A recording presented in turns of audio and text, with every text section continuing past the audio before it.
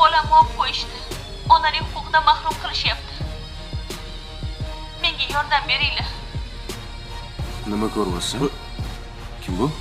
Men bu xotin yordam so'rayapti. Berchi.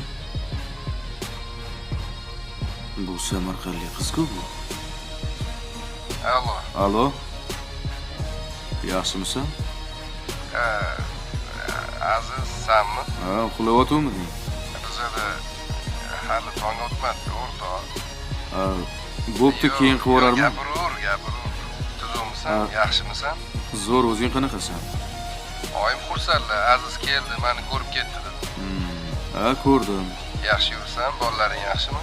Ha, kichkina ukangni xotini bor ekan, uni qizini ukang olib qo'yibdi.